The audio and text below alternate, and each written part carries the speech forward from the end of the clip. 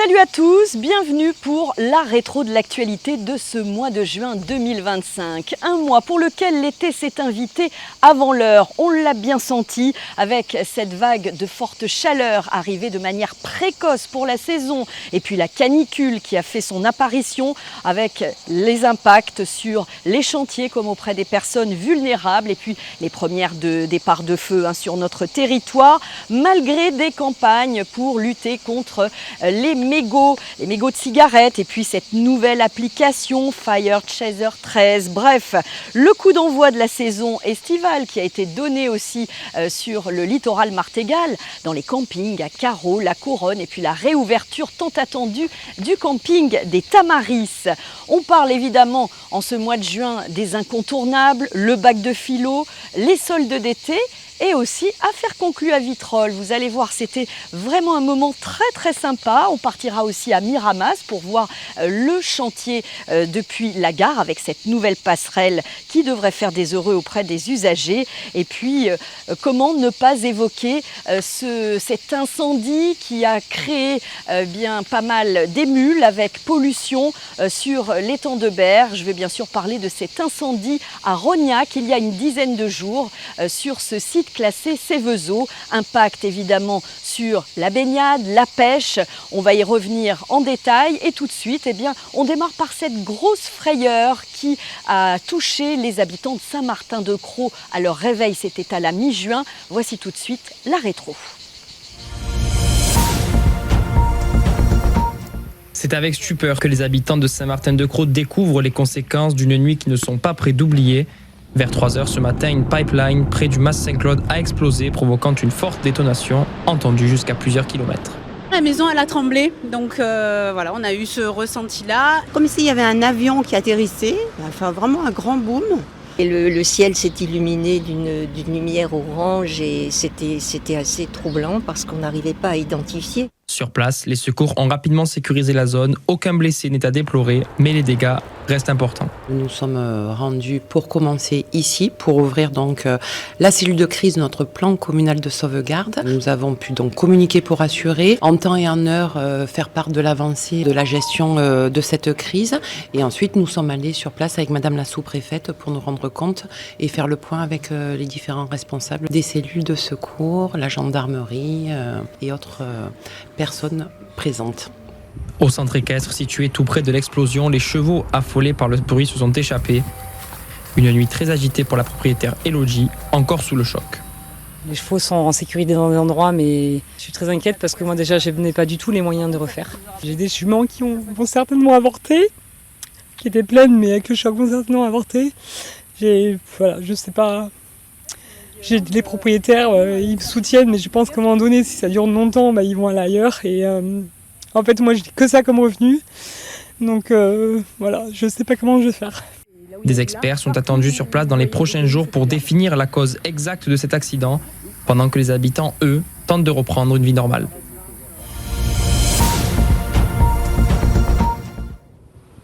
Franck était dans son restaurant samedi soir quand il a reçu un message de la mairie. Son établissement se trouve dans la zone de 500 mètres, considérée comme à protéger par la préfecture au plus fort des flammes. C'est une grosse fumée qui sortait de là, vous venez voir là.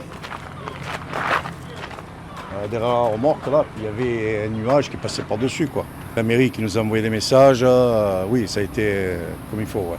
Qu'est-ce qu'il y avait sur les messages ? On vous a dit quoi ? Ils nous ont prévenus de se calfeutrer, de ne pas sortir, de faire attention quoi. Vous n'avez pas eu peur donc ? Pas du tout non. Pas du tout, je vous dis, on est habitué avec ces fumées là. Ce midi, Franck rouvrira son restaurant normalement. Dans le quartier des Barjaquets, plus au nord, Chantal promène son chien comme si de rien n'était.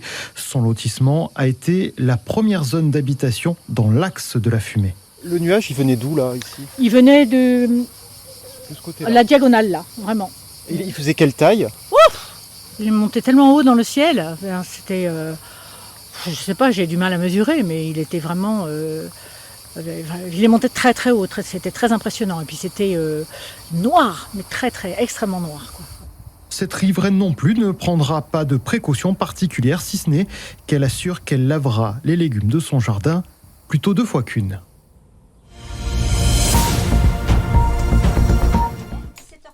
Bien sûr, ça nous a notamment impacté énormément sur notre perte d'exploitation parce qu'on démarre la saison. Donc là, comme vous pouvez le constater, c'est le désert.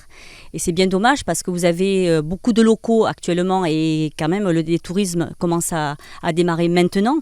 Donc maintenant, on va savoir comment ça va en faire les démarches pour cette perte d'exploitation, qui allait demander, qui se retournait. Et là, on fait comment toute l'équipe arrive la semaine prochaine, une grosse partie arrive la semaine prochaine, sachant que j'ai une deuxième base, tout ce qui est paddle, pédalo, jet kit pour les enfants et hybride, du coup fermé.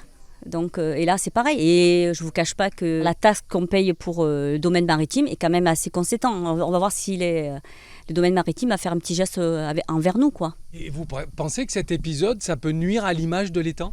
Oui, parce que les gens, ils vont retenir que le négatif. Donc ça a un impact pour nous professionnels, pour les restaurations, pour les pêcheurs, pour les campings aussi. Hein. Donc s'ils doivent réserver, ça peut leur nuire aussi. Hein.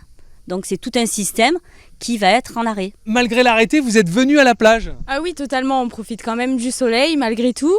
Et un petit peu du sable pour s'amuser. Et puis il n'y a personne, donc on en profite, c'est agréable. Mais avec cette chaleur-là, c'est pas frustrant de ne pas se baigner ? Un petit peu d'ombre, non, ça fait l'affaire. Après, il y a le bar à côté, on peut aller boire un coup, tout va bien. Vous n'étiez pas trop au courant de l'arrêté ? Ah non, moi je savais pas, je viens d'arriver à 5 minutes et j'ai vu que la baignade était interdite. Mais ouais, voilà. On s'est dit pourquoi pas, puisque la plage elle a été aménagée, c'est plutôt sympa de venir s'y installer. Et pour la baignade ? Du coup on pensait que ça allait être retiré aujourd'hui, finalement c'est pas le cas. Mais puisque la plage elle est sympa, on se pose entre amis et puis c'est cool aussi quoi. Vous avez la plage pour vous ? On a la plage pour nous, effectivement, il n'y a que nous. Et comment on fait pour se rafraîchir ? Pour le coup, grande question. Mais bon, non, je sais pas. Il n'y a même pas de douche, je crois. Et monsieur, il a une idée ? Non, pas vraiment. On va s'hydrater, on va boire de l'eau. Et puis... Autrement, après, on peut aller à la mer, c'est à 15 minutes, c'est pas non plus le bout du monde, quoi. Mais là, vous avez la plage rien que pour vous. Effectivement, là, il n'y a personne. À part nous quatre, du coup, on est tout seuls. Tant mieux, hein, on en profite.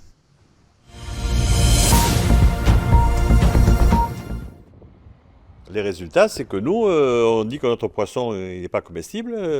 Principe de précaution, on est d'accord. Mais le poisson n'est pas comestible, le coquillage n'est pas comestible, les marailleurs ne veulent plus en acheter. La clientèle commence à poser des questions. Et nous, Pudomi, on a 300 familles pratiquement, 80 pêcheurs à pied, 40 bateaux entre l'étang et Martigues qui travaillent dans l'étang qui ne peuvent plus travailler, 2 pêcheurs par bateau, 3 emplois induits à la sortie, ça fait quelque chose comme 300 familles qui sont sur la touche. Jusqu'à quand ? On ne sait pas. Pourquoi ? On suppose, mais on n'a pas de certitude. Et à la fin du mois, il va falloir payer les traites, il va falloir payer les frais, l'URSSAF, il va falloir... comment on fait ? Dans quel état d'esprit est-ce qu'ils sont aujourd'hui les pêcheurs, selon vous ? Je dirais en colère, désespéré. On ne sait pas où on va, donc c'est une situation qui est très difficile. Si encore on avait la vérité, il y a tel produit, ça représente tel risque, ça va durer tant de temps pour l'éradiquer ou on pourrait dire, on sait où on va, on peut voir le banquier, on peut demander des aménagements pour les frais qu'on a, mais là on ne sait pas. On nous dit qu'il faut attendre les résultats. Je vais parler cru, on demande aux autorités de se bouger le cul. Végétalisation, amélioration des services, du confort, de l'accessibilité, rehaussement des quais, renforcement de la sécurité, d'importants travaux de modernisation ont débuté à la gare de Miramas. C'est une vision d'avenir que nous avons sur l'ensemble de la région, où la totalité des gares sont refaites, et c'est plus de 500 opérations qui ont été faites dans nos 145 gares, puisque nous avions toujours dit qu'on ne les fermerait pas et qu'on développerait le train. C'est ce qu'on fait, et la preuve ici à Miramas. Au cœur de ce projet, une grande passerelle qui permettra une meilleure accessibilité à la gare, mais aussi un meilleur raccordement entre les quartiers de Miramas. Pour SNCF Gare et Connexion et SNCF Réseau, c'est un chantier d'envergure parce que déjà c'est une passerelle très importante, elle fera 75 mètres de long, 5 mètres de haut. D'ailleurs on parle de connexion urbaine et ferroviaire, c'est-à-dire que la passerelle aura plusieurs usages. Usage pour desservir les quais et les rendre accessibles à tous par des ascenseurs, et en même temps relier les 2 quartiers de la ville qui sont aujourd'hui séparés par le faisceau de voies, parce que Miramas c'est une gare avec une histoire très forte au chemin de fer, elle a été construite presque autour du chemin de fer, et donc les voies séparent pratiquement la ville en 2, et donc ça sera un ouvrage qui permettra de réunir les 2 quartiers de la gare. Un projet important qui, pour les élus, va permettre de renforcer l'attractivité de la région sud. Je crois que c'est la clé de voûte d'une grande cathédrale ferroviaire qui est en train de se construire dans la région Provence-Alpes-Côte d'Azur. On ne le sait pas assez, mais Miramas est une très grande gare de voyageurs et une des plus grandes gares de fret ferroviaire de France. D'après les élus, la fin des travaux est prévue pour l'été 2026. Celle des airs à battre le blé au 19e siècle.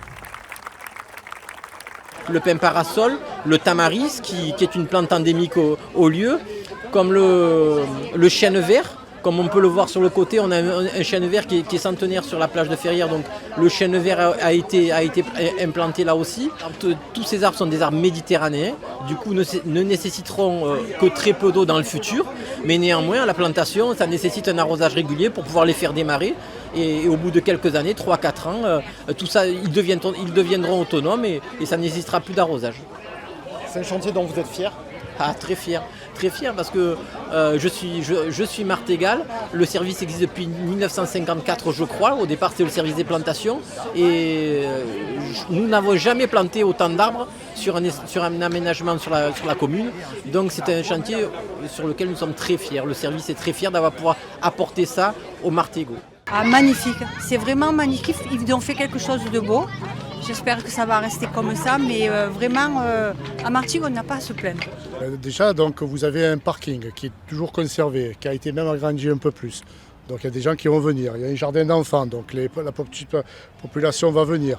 Après, vous êtes directement à la plage, donc estivalement, il y a des personnes qui vont venir. Il y a des jardins, il y a des bancs, il y a des personnes à mobilité réduite qui peuvent venir s'asseoir et apprécier du jardin. Il y a de l'ombre, donc ça fait un vivre ensemble pour tout le monde, toutes les générations et pour toute la population martégale.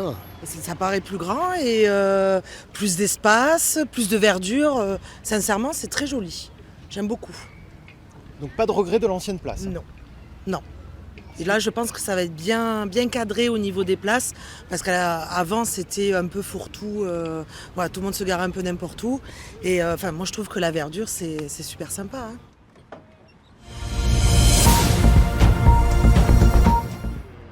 Plus de courrier pour les habitants du Grèce, ou presque. La Poste assure ne pas avoir accès aux boîtes aux lettres et ne livre les courriers plus qu'une fois par semaine. De son côté, le bailleur Très Habitat affirme que rien n'a changé, ni les codes, ni les accès.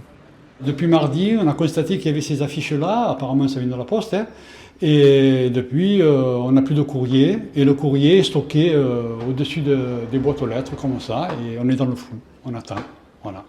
On se sent abandonné. Je vais être hospitalisé le premier là, et j'attends le bon de transport et tout, je ne vais pas le recevoir. Et je ne vais pas à l'hôpital ici, moi. Voilà. Et je suis en retraite, j'attends des documents, j'attends toujours les documents. Mais pas comme mon cas, moi et moi, c'est un peu tout le quartier. Hein. Plus de courrier aux Grèces, mais aussi à Notre-Dame-des-Marins et Résidence du Canal. Même problème, mais raisons différentes. Il semblerait qu'il y ait un problème d'adressage nouveau suite à l'arrivée d'un nouveau facteur sur le canal. Notre-Dame-des-Marins, c'est plus justifié dans la mesure où il y a eu une agression d'un facteur avec un droit de retrait que nous comprenons, mais ce sont des gens qui sont déjà touchés par la non-distribution des colis depuis des années, pour les mêmes raisons, et donc là actuellement ils sont encore une fois impactés. Moi j'étais postier et c'était du temps où le facteur faisait tout pour que la lettre arrive, même quand elle était mal adressée, alors que je sais que maintenant ils ont des consignes où même si le facteur connaît le destinataire, si c'est mal adressé, on punit. Ce samedi, une réunion publique en présence de Gérard Fraud, conseiller départemental, se tiendra dès 9h au stade du Grèce.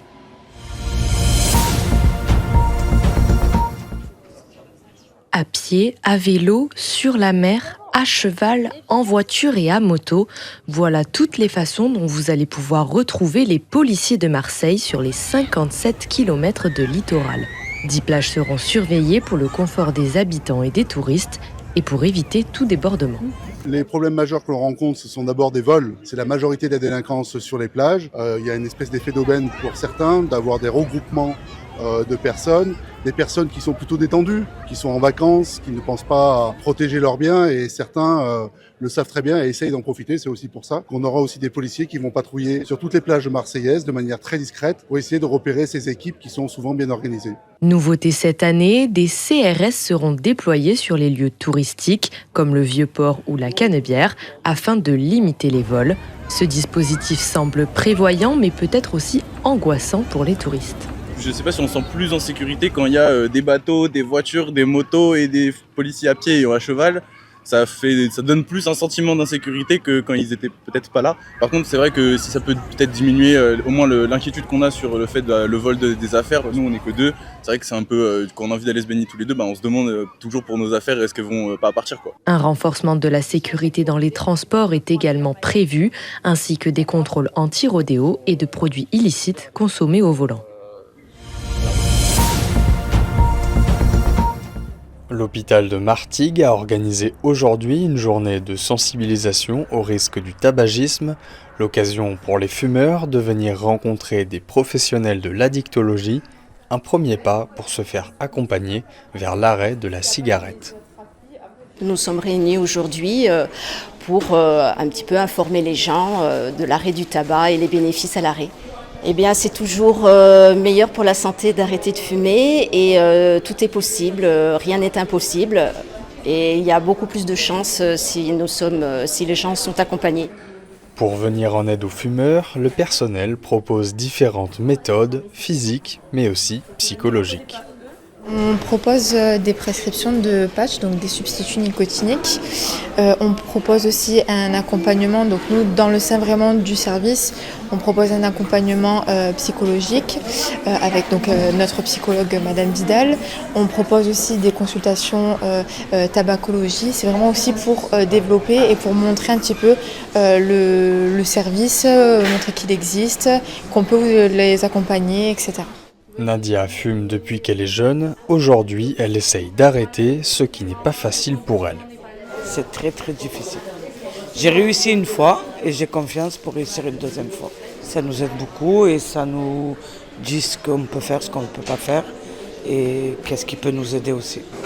En France, le tabagisme reste la première cause de mortalité évitable avec 75 000 décès par an. Quetiapine ou encore Theralite, deux médicaments qui soignent entre autres l'anxiété, sont aujourd'hui presque impossibles à trouver. Alors, dans certaines pharmacies, on a recours à des préparations magistrales. Renaud Luchard, pharmacien titulaire à la pharmacie des Rosiers à Marseille. On fabrique du médicament. On les sous-traite également pour d'autres pharmacies. On fait appel à nous pour ça. On l'a beaucoup fait. Alors là, c'est la NSM qui avait donné l'accord directement pour depuis l'ordonnance, le pharmacien pouvait directement switcher. Donc c'est-à-dire il n'avait pas à repasser par la case médecin pour la quetiapine. Donc on a fait en grande quantité ici, donc pour nos confrères et également pour nos patients au comptoir directement en bas. Du côté des médecins, il faut savoir aussi jongler pour adapter les ordonnances. Sébastien Rose, médecin psychiatre. Oui, il y a des alternatives, voilà, on trouve toujours des solutions, même si ça prend du temps, même si c'est anxiogène, si c'est angoissant pour les patients, on trouve toujours des solutions. Voilà. Ce qui est inquiétant parfois, c'est quand on a eu du mal à équilibrer certains patients, certains patients qui ont eu du mal à trouver le traitement qui leur convient. Et voilà, quand on arrive au traitement, à un traitement qui leur convient et que finalement on est déstabilisé, que le patient est déstabilisé à cause de cette situation, c'est sûr que c'est vraiment embêtant. En France, près de 7 millions de personnes prennent régulièrement des antidépresseurs ou des médicaments régulateurs de l'humeur. Et si vous êtes confronté à cette situation, prenez toujours conseil auprès de votre professionnel de santé.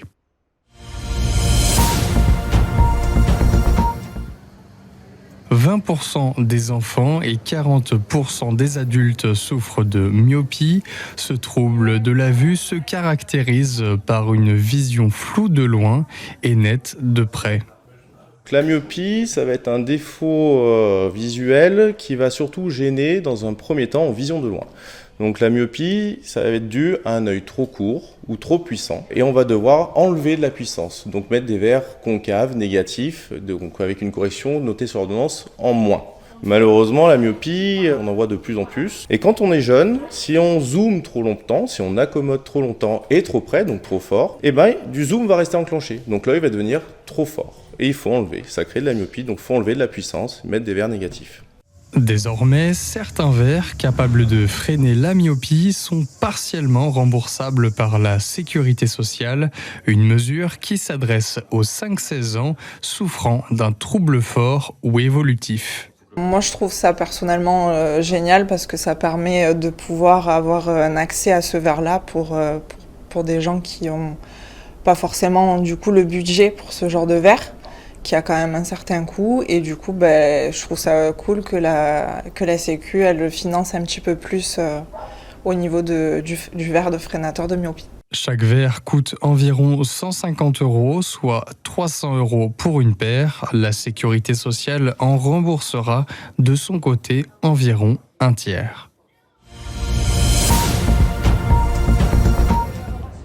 Pour les premières heures d'ouverture, il n'y a pas foule, une difficulté sur laquelle il faut travailler selon Michel Rubirola, première adjointe. Il fait très chaud et puis en fait souvent dans ces quartiers qui ont plein de difficultés, la santé n'est pas au cœur de leur priorité. Alors la santé c'est quand même la base de tout parce que quand on est en bonne santé on peut avancer. Donc c'est pour ça que l'information est difficile à faire passer. Donc c'est là les verts aussi, les habitants qui vont informer les habitants de ce qui se passe chez eux. Une mère de famille s'est avancée pour faire le point. Elle a été orientée vers le stand vaccination. Aujourd'hui, j'ai découvert que normalement, je devrais faire le vaccin. Il me manque un vaccin. Je l'ai réalisé aujourd'hui. Et c'est bien que les médecins ils viennent dans le quartier, comme aujourd'hui ? Oui, c'est bien. C'est bien, ça me fait plaisir déjà. Pour qu'on se déplace, pour aller voir le médecin, pour prendre le temps, attendre pour qu'on se fasse appeler chez le médecin. Et là, ils ont tous venu, ils avaient expliqué, bien accueillir. Voilà, ça me fait plaisir moi déjà. Ces villages santé sont aussi l'occasion de rencontrer et de prendre en charge les habitants qui ont été éloignés du système de santé, comme l'explique le docteur François Jacquemin. J'avais un patient qui avait plus de médecin, qui était plus suivi du tout, parce que son médecin était parti à la retraite, le deuxième était parti à la retraite, et ça faisait 2 ans qu'il n'avait pas vu de médecin, qu'il ne savait pas où il en était. Donc on l'a dirigé vers une association qui lui trouve un médecin généraliste, et ça leur permet de rentrer. Est-ce que vous sentez aussi que pour eux, parfois, la santé n'est pas une priorité depuis très longtemps pour des raisons parfois économiques ? Ah oui, ça de toute manière, ça passe. Quand on a faim, c'est la santé passe derrière. Justement, le rôle de ces villages santé, c'est de leur faire prendre conscience qu'il faut un petit peu s'en occuper. Après Les Rosiers et Herbel, 3 autres villages santé sont prévus pour cette année à Marseille.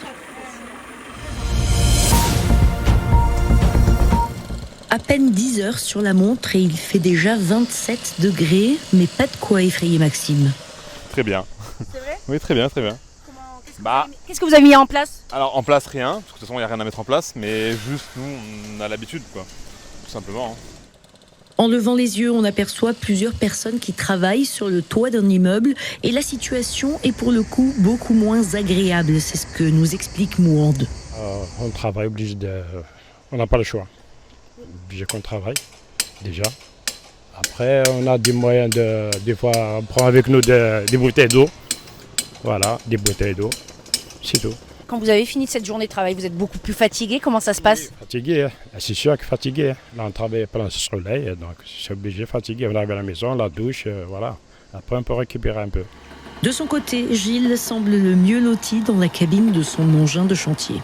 On a l'habitude et moi je suis dans la machine, bon, je mets le ventilo et on boit.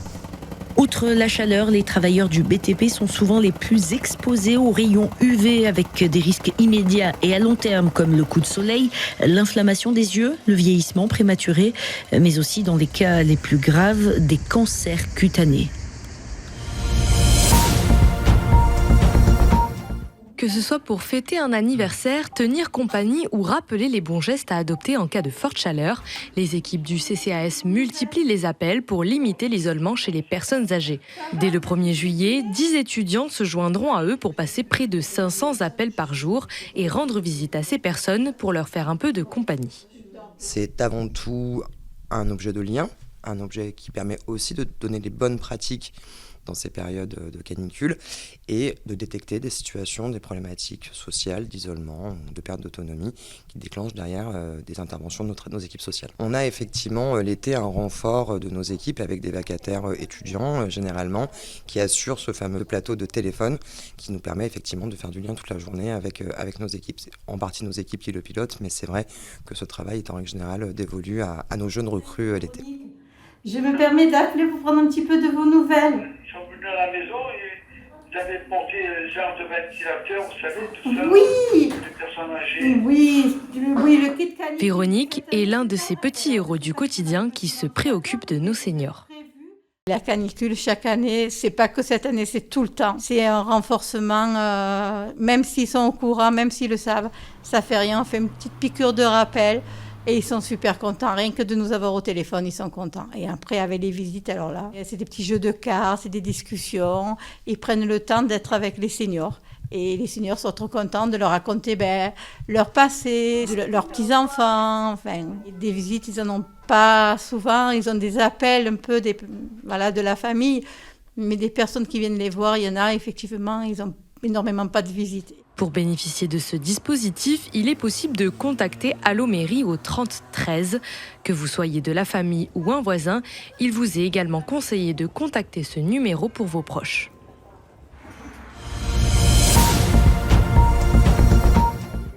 De la fumée, puis des flammes. Cela n'a pris que quelques secondes avant que l'incendie ne se déclare. Alors comment éviter d'en arriver là ?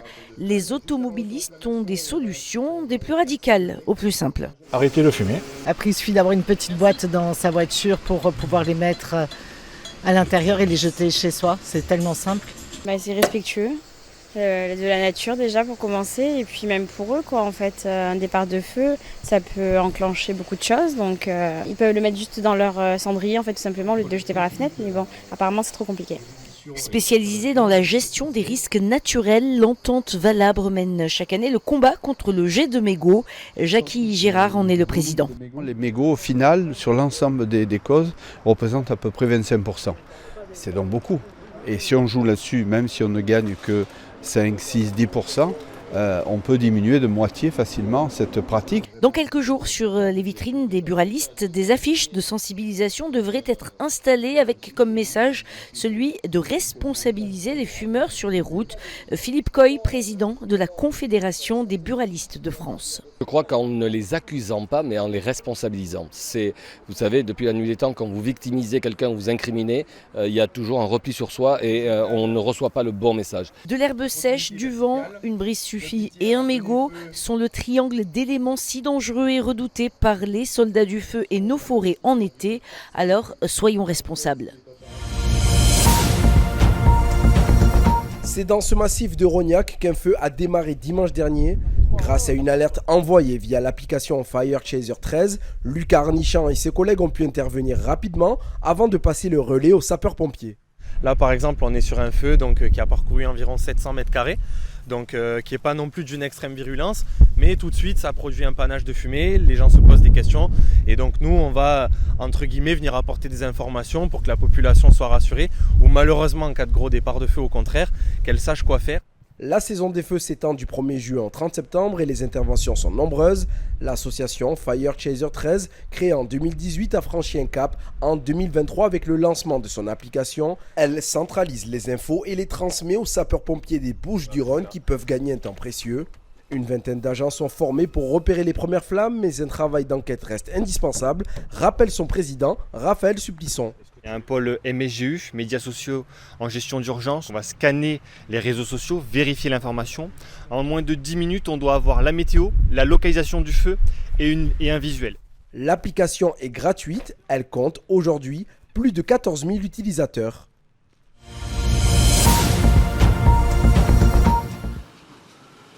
Il fait déjà chaud, mais pourtant, il vous sera impossible de vous rafraîchir dans le canal.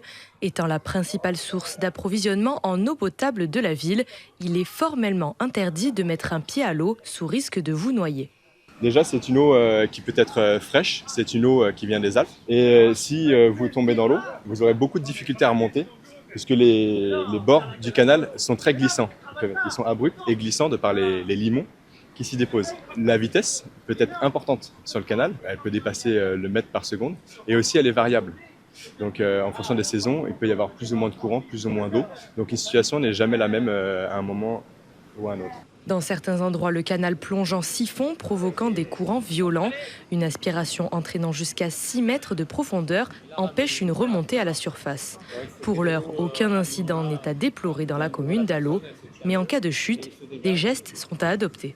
Normalement, pour sortir d'un rappel comme celui-ci, il n'y a qu'une seule solution, c'est se laisser couler et prendre la veine qui sort en bas et se repartir avec la veine qui sort en bas. Par contre, effectivement, quelqu'un qui n'est pas habitué, c'est compliqué de se dire je vais me laisser couler. En fait, ici, la meilleure des solutions, c'est essayer de flotter le maximum possible, donc essayer de faire la planche. On va régulièrement couler, mais on va aussi régulièrement remonter à la surface. On va vite se fatiguer, mais ça laisse du temps aux pompiers d'arriver sur place et apporter secours à la personne. Le canal est jonché de barrières et de systèmes anti-intrusion afin de gagner en sécurité et limiter les risques de noyade.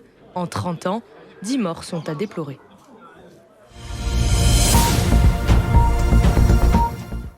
C'est un nouvel outil dont les sapeurs-pompiers ne pourront peut-être plus se passer. Les combattants du feu expérimentent l'utilisation d'un exosquelette pour réduire la pénibilité de leur mission. L'expérimentation qui est menée avec cet exosquelette, dans le cadre du projet BioExo, c'est qu'il s'inscrit pour assister nos équipes, j'ose dire, d'élite, le détachement d'intervention héliporté, dont la vocation c'est de pouvoir intervenir dans des zones difficilement accessibles, dans les zones escarpées. On va vraiment aller chercher le feu là où il se terre. Donc c'était vraiment l'idée de pouvoir expérimenter cet exosquelette pour mettre en évidence d'une part la préservation du capital santé de nos pompiers au travers le ménagement des apports et en termes d'efficacité opérationnelle, oui, on va être amené à pouvoir établir de façon plus rapide un établissement de grande longueur. Cet exosquelette fonctionne grâce à de l'air comprimé. Une fois équipé, il soulage son utilisateur dans le déplacement et dans le port de charges lourdes. On sent qu'il y a une facilité, on va dire, à se déplacer. Il y a surtout une facilité quand on est statique. Parce que ça, c'est vraiment un point qui est important, c'est que la personne qui va monter, elle va avoir des phases statiques parce qu'elle ne peut pas monter directement jusqu'en haut. Il faut qu'elle attende que l'eau arrive à chaque partie de l'établissement. J'ai comparé ça un peu à une assistance de vélo électrique. C'est-à-dire qu'il faut marcher pour que ça fonctionne, mais ça nous aide dans le mouvement. Donc il y a quand même un gain d'efficacité. C'est du confort, j'arriverai en haut moins fatigué et je pourrai mener des actions un peu plus en sécurité. J'éviterai d'avoir des malaises dus à forte chaleur ou des difficultés à monter. Voilà, donc ça, c'est ça qui est important pour nous. Un dispositif qui n'en est encore qu'à la phase expérimentale, l'exosquelette est constamment amélioré par l'équipe d'ingénieurs. Au niveau des améliorations qu'on voudrait apporter bientôt, ce serait une possibilité au niveau de la structure d'avoir un meilleur réglage qui puisse s'adapter aux différentes tailles de pompiers. Et également au niveau des sangles, pour le moment on est sur quelque chose qui est assez fin, assez peu rigide. On aimerait renforcer l'ensemble à ce niveau-là et rendre ça un peu plus solide. Les pompiers des Bouches-du-Rhône expérimenteront cet exosquelette tout l'été, principalement dans la lutte contre les feux de végétation.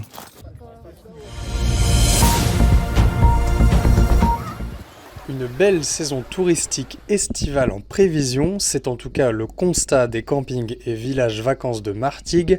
La plupart commencent à se remplir depuis déjà plusieurs jours. Je pense que la saison est très bien partie. On a eu un début de saison mitigé avec le temps qui n'était pas forcément au beau fixe. Sur le mois de juin, on se rattrape avec pas mal de clientèle retraitée et les parents avec jeunes enfants. Sur juillet-août, on a une clientèle qui est plutôt familiale, qu'on attend impatiemment. Il nous reste quand même quelques disponibilités pour les retardataires qui n'auraient pas encore réservé leurs vacances. On est bien parti, on a un super soleil qui est tout le temps là. Les cigales ont commencé à chanter, on est au paradis à carreaux. Les professionnels du tourisme peuvent compter sur la venue de quelques clients étrangers, même si 74% des séjours restent réservés par une clientèle française. C'est principalement un public senior, ou groupe de cyclos, etc. C'est de la population française. Et sur l'été, on a quelques étrangers, donc beaucoup. On a eu quelques Ukrainiens, Russes, Espagnols.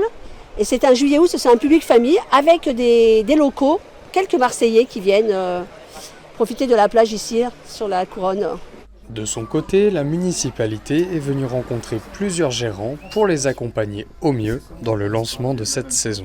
C'est un peu symbolique du démarrage de la saison et donc de leur marquer à la fois toute notre attention, notre soutien et notre satisfaction de voir qu'ils sont capables de développer l'accueil des touristes et beaucoup sont très satisfaits du démarrage de leur saison et de leur réservation. Cumulés, les différents établissements de vacances de Martigues proposent une offre de plus de 10 000 lits.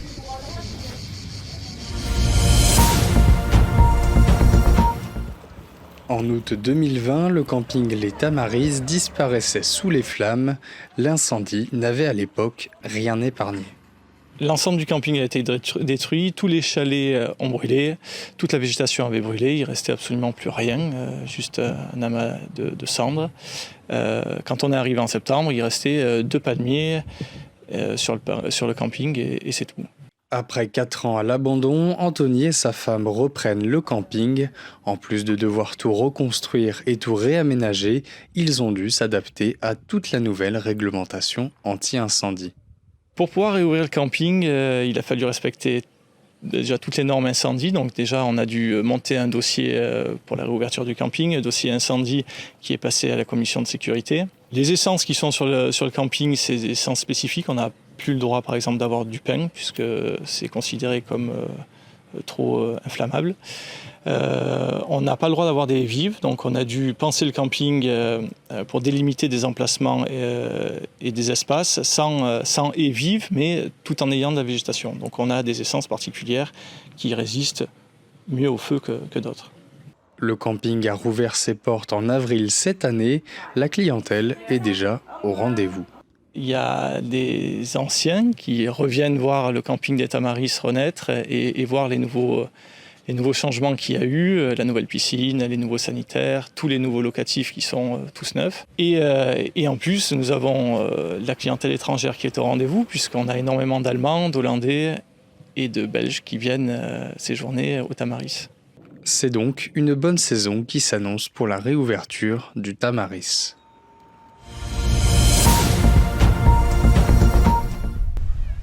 Malgré les fortes chaleurs de ces derniers jours, certains Marseillaises et Marseillais rencontrés peinent à suivre les recommandations de Santé publique France. J'ai pas trop la réflexion de me dire il faut boire de l'eau, il faut aller se rafraîchir, pas tout le temps. Des fois j'oublie de boire.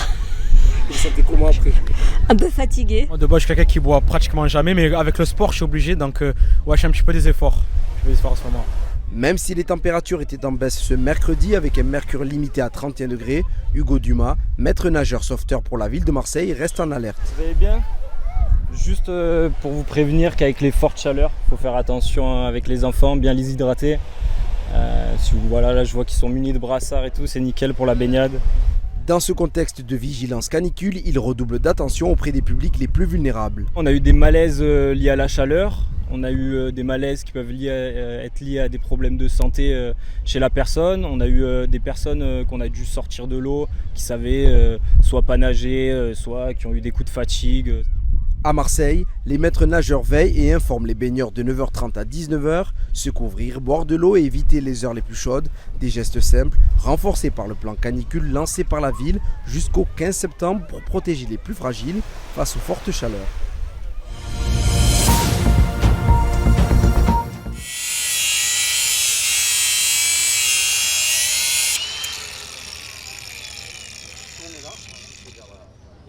Moi, la statistique déjà dans le premier 7e, qui est un des secteurs les plus concernés, c'est presque 10% des logements en plein été qui peuvent être loués en location touristique saisonnière.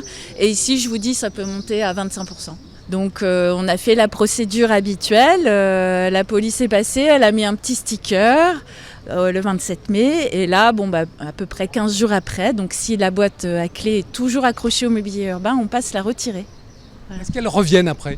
Peut-être qu'il y a un certain nombre de propriétaires, comme souvent ils sont très à distance, ils n'habitent pas ici, qui ne doivent même pas être au courant que la boîte à clés a disparu. Ou en tout cas, oui, bien sûr, elles reviennent, c'est pour ça qu'il ne faut pas passer qu'une fois. En tout cas, la ville, c'est tolérance zéro. Oui, on est connu maintenant pour être une des villes les plus sévères sur les locations touristiques saisonnières. Ça commence apparemment peut-être à faire réfléchir certains propriétaires qui mettent en vente leurs appartements. Vous savez qu'on est en pleine crise du logement, donc on fera le bilan à la fin de la saison touristique. En tout cas, ça fait partie des mesures, c'est vrai, médiatisées, mais on en fait un peu exprès aussi, même si on les retire en vrai, qui font parler du problème dans toute la France. Oui, effectivement, il y a de moins en moins de personnes qui investissent dans ces résidences meublées tourisme.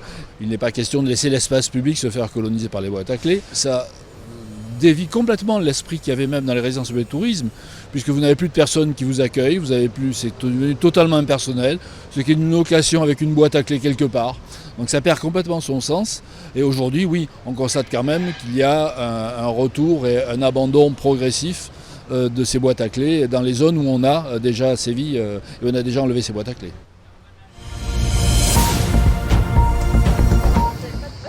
Si vous comptiez venir dans les Calanques ce week-end les mains dans les poches, impossible. Depuis 2022, le Parc national des Calanques a mis en place ce dispositif de réservation, ce qui ne semble pas contrarier les touristes et les locaux. Avec l'été, le nombre de gens qu'il y a et le risque de feu, je trouve que c'est bien. On habite en Nouvelle-Zélande où justement on fait très attention à la nature, très attention de ne pas faire de pollution ni quoi que ce soit. Du coup, je trouve que c'est très bien que ça soit en France aussi. Moi, je connais les Calanques depuis 20 ans ou 30 ans. Mais déjà à l'époque, il y avait beaucoup de monde, et puis surtout le week-end. Encore le monde, si c'était des gens qui étaient un peu conscients de ce qu'il fallait faire ou de ce qu'il ne faut pas faire, à la rigueur, mais ce n'est pas toujours le cas. Passer de 4000 à 400 personnes, c'était l'objectif du site afin d'éviter les pics de surfréquentation, provoquant du surpiétinement et la dégradation de certaines espèces. Mais en 4 ans, le dispositif commence déjà à faire ses preuves. Ce qui est immédiat, c'est un effet de tranquillité. C'est qu'en fait, le public peut profiter de la Calanque du Sugiton et vivre une expérience en espace naturel qui est celle qu'on attend dans un cœur de parc national, c'est-à-dire apaisé, tranquille et ressourçant. Et le second effet, qui est au niveau du milieu, c'est qu'en fait, on observe déjà que l'érosion, c'est-à-dire le départ de la terre à la mer, est stoppée. Donc il n'y a plus d'érosion, ça permet aux racines des arbres de rester sous terre, qu'il n'y ait plus de dégradation. Et la deuxième qu'on observe, c'est qu'en fait on a des petites reprises de végétation, notamment quelques plantules de pin, et c'est aussi lié au bénéfice du contingentement, puisque c'est des zones qui sont au repos et qui ne sont pas piétinées par les gens quand ils sont dans la Calanque de Sugiton. Les réservations seront également obligatoires du 28 juin au 31 août et les week-ends du 6 et 7 et 13 et 14 septembre. Il est possible de réserver pour 5 personnes maximum et jusqu'à 8 fois sur ces périodes. Allez-vous pouvoir faire trempette dans l'étang de Berre cet été? Pour contrôler la qualité de l'eau de la lagune, 3 organismes travaillent ensemble, le JPREB, l'Agence régionale de santé, ainsi qu'un laboratoire indépendant. Un protocole précis doit être suivi. Alors le protocole de prélèvement, il est à la fois simple et à la fois très important, et il est à la fois très important de le respecter. On va aller dans l'eau jusqu'à une profondeur de 1 mètre. Donc on doit être dans cette masse d'eau, c'est un endroit qui va représenter la qualité de l'eau. Et on va faire le prélèvement à 30 cm sous l'eau dans un flacon qui est stérile. On va l'ouvrir sous l'eau pour n'avoir vraiment que l'eau et aucune contamination, ne serait-ce que par les mains ou d'autres éléments extérieurs. Et on va le refermer sous l'eau pour pouvoir enfermer l'eau à l'intérieur sans contamination. Ensuite, il va être conservé au frais jusqu'au laboratoire, puis être analysé. Pour déterminer si l'eau est baignable, le contrôle en laboratoire ne suffit pas. Raphaël Grézel insiste également sur le contrôle visuel de l'eau qui permet de dresser un premier bilan. Alors, il y a souvent, on s'attache uniquement à ce critère-là de la qualité en termes de bactériologie. Mais il faut savoir que l'ensemble, il y a plein d'autres critères qui sont également mesurés, mais qui vont faire l'objet d'une observation visuelle. C'est-à-dire que chaque matin, sur une plage qui est ouverte à la baignade, on va venir jeter un coup d'œil. Alors ça peut paraître comme ça un peu léger, mais en fait, simplement, en venant sur la plage, on va pouvoir voir s'il y a des odeurs particulières, s'il y a des échouages d'algues, s'il y a des poissons morts, s'il y avait une trace de mousse ou d'hydrocarbures par exemple. Donc tout ça, ce sont des éléments qui pourraient signer une pollution. Mais cette surveillance visuelle quotidienne, elle permet justement d'enlever le doute et de se dire bon, tout va bien, en gros, on peut ouvrir la baignade. Au total, 16 lieux de baignade sont contrôlés régulièrement sur l'étang de Berre du 1er juin au 31 août.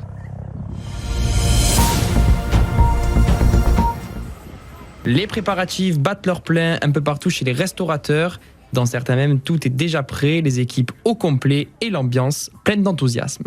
On la prépare sainement, sereinement.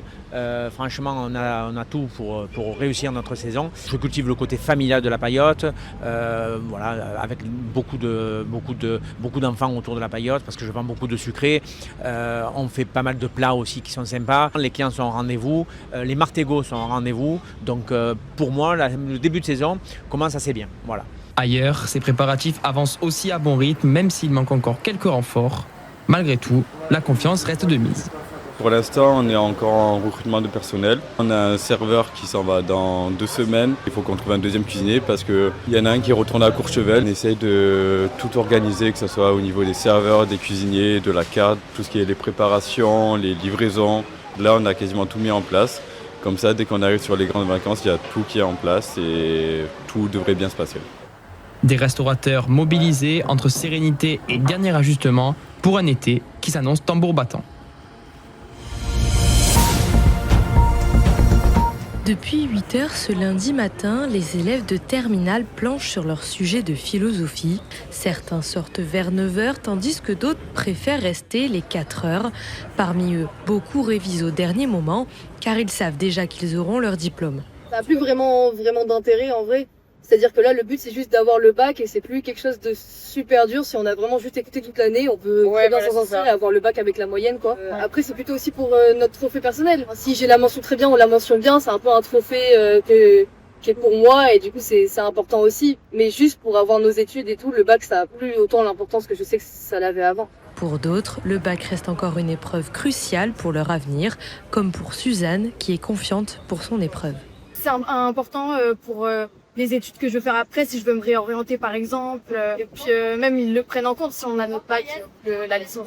C'est quand même important pour moi. Les lycéens devront maintenant passer leurs épreuves de spécialité du 17 au 19 juin. C'est 136 affiches et 94 vidéos qui ont été réalisées dans toute la France pour sensibiliser au harcèlement. Parmi eux, 117 projets proviennent d'élèves des Bouches-du-Rhône, un moyen d'ouvrir la parole chez les plus jeunes et d'éradiquer ce problème. La lutte contre le harcèlement, c'est une action de tous les jours, c'est-à-dire que chaque adulte dans l'établissement doit se sentir responsable de ce sujet, mais aussi chaque élève.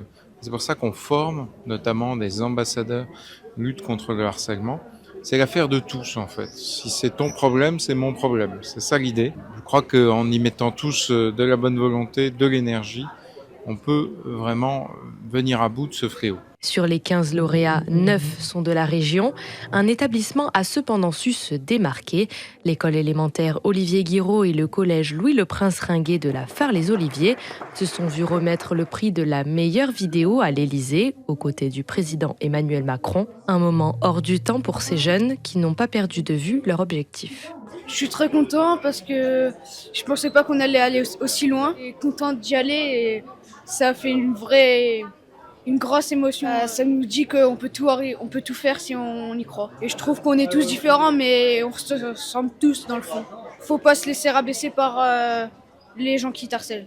Si on arrête d'harceler et que on va voir un adulte, on peut se faire aider même si on a déjà harcelé. Et on se sentira mieux quand on se regardera dans le miroir. Toutes les productions des lauréats sont à retrouver sur la chaîne YouTube et le site du ministère de l'Éducation nationale.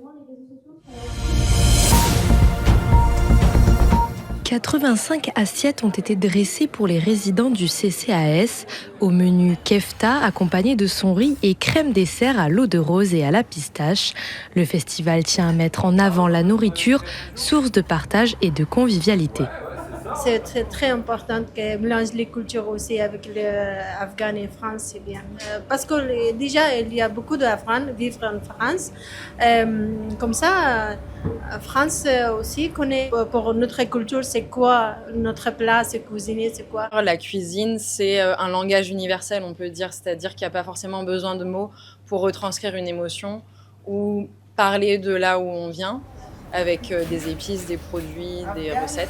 Et c'est un autre moyen de toucher un public différent. Ouais, on a des cuisiniers qui parlent absolument pas français sur certaines collaborations et on arrive toujours à se débrouiller pour faire passer des messages et je pense que la cuisine c'est vraiment essentiel là-dessus, quoi. Le Food Refugee permet également de favoriser l'insertion professionnelle dans le milieu de la cuisine pour les personnes ayant quitté leur pays, un moyen pour eux de faire découvrir de nouvelles spécialités, ce qui ne déplaît pas aux résidents. C'est toujours agréable, c'est toujours intéressant de découvrir les autres pays. Moi, je vous dirais franchement que je devais déjeuner ailleurs aujourd'hui et j'ai changé mon plan parce que j'habite ici et finalement je suis venu pour partager. Le festival se poursuivra jusqu'au 25 juin, cette fois-ci dans différents restaurants sous réservation. Plats tchadiens, guinéens, palestiniens et égyptiens, il y en aura pour tous les goûts.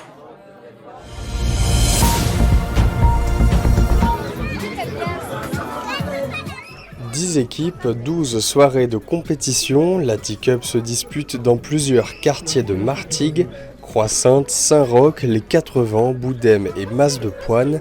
Un tournoi créé par Ouladi dans le but de fédérer. L'idée de la T-Cup, elle est née tout simplement grâce à une envie de rassembler, d'unir tout le monde, de rassembler un maximum de personnes de la ville de Martigues et de tous les quartiers de Martigues, et aussi de mettre un peu en valeur les commerces locaux de la ville. Donc ça a donné la T-Cup. Chacune des équipes en compétition est soutenue par un commerçant de la ville. Zououdi, lui, est ravi de pouvoir participer pour la deuxième fois. C'est un projet super, donc ça fédère. C'est bien pour la communauté de Martigues, donc du coup on pouvait qu'accepter. On était déjà présent l'année dernière, donc avec plaisir on sera présent pour les prochaines éditions. Chaque soir, ce sont plus de 200 supporters qui se pressent aux abords des stades, un événement qui attire de plus en plus de monde. Je ne m'attendais pas à ce qu'il y ait autant de monde et franchement c'est un très bel événement, tout le monde a répondu présent, donc super content. Ça fait plaisir parce que c'est un beau tournoi, une belle organisation de la part d'Ouladi et de toute son équipe, son staff. Donc jouer devant tout ce beau monde à Martigues, sous le soleil, surtout que quand on a grandi dans cette ville, Martigues, Port-de-Bouc, et qu'on soit tous rassemblés, qu'on montre un petit peu de belles choses dans la ville, donc ça fait plaisir, bien sûr ça fait plaisir. Forcément c'est une grande fierté pour moi, c'est une grande fierté de rassembler, de fédérer autant de gens. Parce qu'aujourd'hui, grâce à la T-Cup, on ne fait pas que jouer au foot, mais on passe un message. Et le message, il est clair, c'est que quand les quartiers s'unissent et quand on est tous ensemble, ça donne ce genre d'événement et c'est une grande fierté pour moi. Le jeune Martégal l'assure, l'aventure de la T-Cup ne fait que commencer. Il pense déjà à l'édition de l'année prochaine. Ce n'est pas encore la cohue, mais il y a tout de même du monde dans les ruelles de ce village des Marques en cette veille de solde oubliée de tous. C'est vrai que j'y faisais pas forcément attention cette année. Alors non, je savais pas que ça démarrait déjà demain, mais oui, je fais beaucoup les ventes privées en fait, aussi en avance des soldes, parce que souvent pendant les soldes, il reste pas grand-chose. Est-ce que vous, les soldes, c'est quelque chose auquel vous faites attention ou pas du tout? Non, absolument pas, sincèrement, j'achète quand j'ai besoin. Je suis désolé, mais voilà, tout simplement. Alors quand on est un peu gros, les soldes, c'est que des vieilleries. C'est vrai, hein, que des couleurs pourries, voilà. Donc moi les soldes, j'y vais pas. Une question se pose alors, est-ce toujours une bonne affaire et un rendez-vous qui continue d'attirer les foules? Réponse avec Michela Frattini, la directrice de MacArthur Glen Provence. Pour nous, les 4 semaines de soldes d'été représentent encore 12% de notre chiffre d'affaires, qui est plutôt important. Pourquoi ? Parce que les affaires sont super intéressantes. On est toute l'année à moins 30. Sur les soldes, on monte à moins 30, plus moins 30, moins 40, moins 50, moins 70. Donc c'est presque un cadeau, en effet, c'est qu'on peut acheter. La course aux bonnes affaires est donc lancée. Reste à savoir si le public répondra présent. Selon un sondage Opinionway, 61% des habitants du Sud-Est n'ont pas l'intention de faire les soldes cette année, pour la majorité par manque de moyens financiers.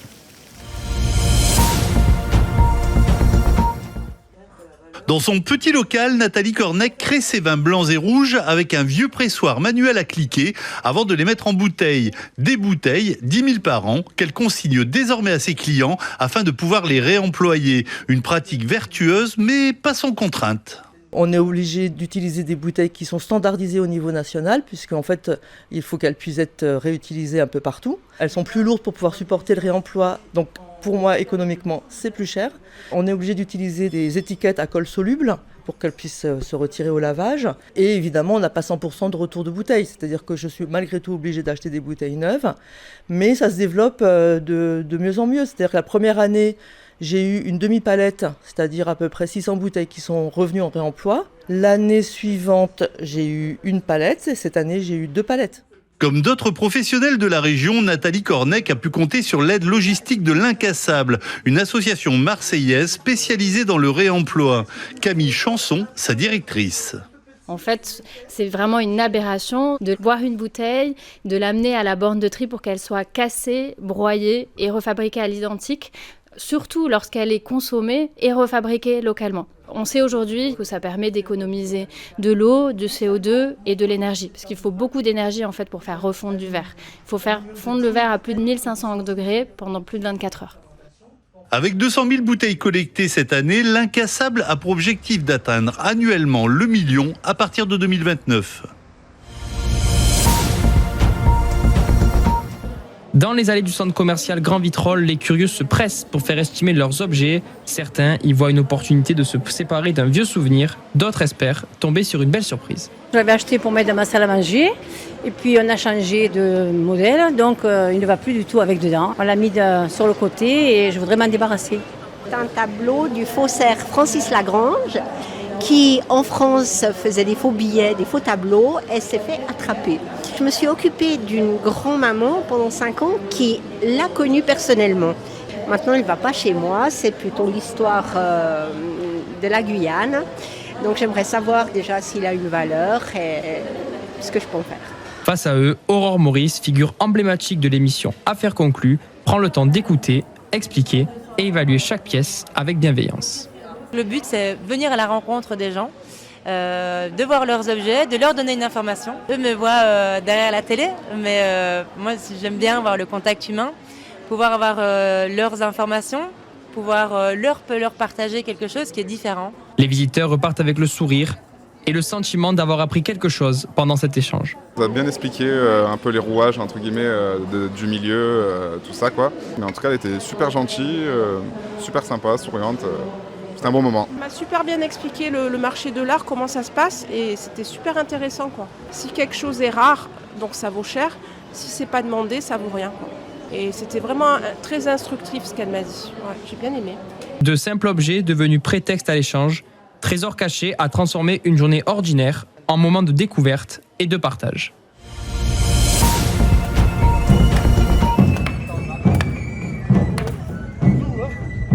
À Entressin, on est fier de son foin. Ce dernier est reconnu mondialement pour sa qualité. La production de foin est à la base de quasiment tous les agriculteurs et producteurs locaux du secteur. Mais cette culture est en danger. On écoute Jérôme Lescaut, agriculteur et producteur de foin.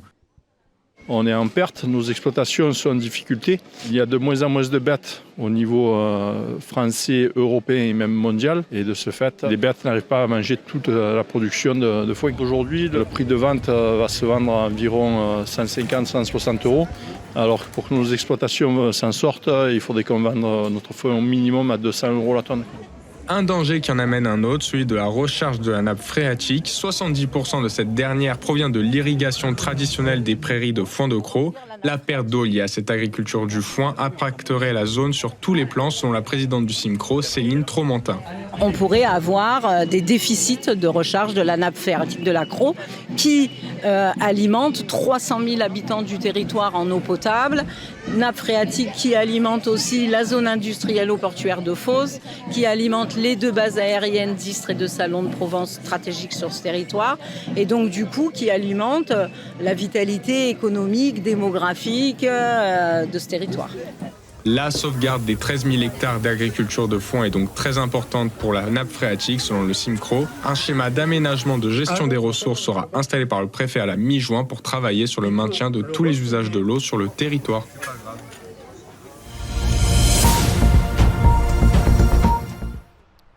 On pensait tout connaître de ses œuvres, voilà qui est faux. Depuis quelque temps déjà, Paul Cézanne nous livre de nouvelles œuvres, toutes découvertes sur les murs du salon de la Bastide familiale. Antoinette Sinigalia, restauratrice de peinture murale. Pour l'histoire de l'art, je pense que pour les spécialistes de Cézanne, c'est important. Mais je pense que c'est vraiment quelque chose de très important, et sur les datations qui avaient été faites avant, donc qui sont remises en question, et sur l'approche des premières années de Cézanne, parce que là il a 20 ans, il sort de l'école des Beaux-Arts. De l'enthousiasme, de la fierté, mais surtout beaucoup de joie pour Sophie Joassin, maire d'Aix-en-Provence. Franchement, on est très très heureux de ces découvertes, parce que la ville d'Aix-en-Provence est très attachée à son peintre. Et puis, c'est aussi un petit peu une union retrouvée. Parce qu'aujourd'hui, c'est la ville qui est propriétaire de la Bastide et qui, pour le plus grand bonheur, je pense, des Aixois et de ses visiteurs, pourra leur découvrir une œuvre comme on ne l'imaginait pas du peintre Cézanne, et sûrement une jeunesse aussi. Une fois l'événement Cézanne 2025 terminé, les travaux de restauration du salon de cette Bastide vont se poursuivre, révélant encore un peu plus de cette œuvre majeure de l'univers de cet artiste que beaucoup appellent le père de l'art moderne. Direction le cinéma Pathé à Plan de Campagne, avant-première du film Avignon, Grand Prix du Festival de l'Alpe d'Huez, une référence et séance Feel Good. Initiée par Séverine Breil, la directrice régionale sud-est des cinémas Pathé-Gaumont, l'idée d'une séance dans les meilleures conditions, avec un bel accueil, des petits cadeaux, passage au comptoir et direction la salle de ciné pour passer un bon moment, une soirée Feel Good en perspective. Merci infiniment. Excusez-moi, je viens de voir le CID, le spectacle était incroyable. Corneille. Oui, d'ailleurs j'ai acheté le bouquin. Tant mieux, super. Ah, j'ôte tes espoirs. Hey, ça va et toi? En tout cas, je suis d'accord avec toi, faut vraiment se faire l'acte 3. De quoi, pardon? Ouais, enfin, tu m'as compris. Allez, à plus.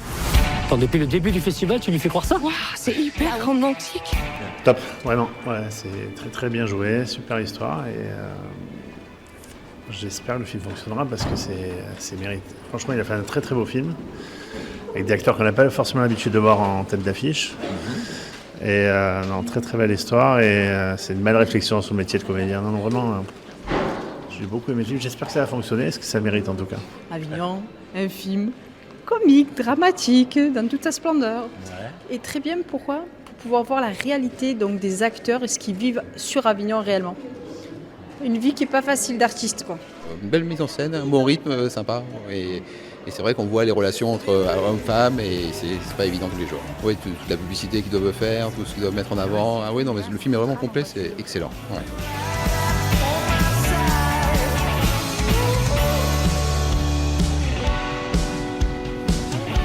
Allez, salut Thierry, salut les amis, et bravo, ça commence à monter en énergie cette histoire-là, on est bien là. Ouais, mais il va venir voir la pièce tous les jours, lui, ou quoi?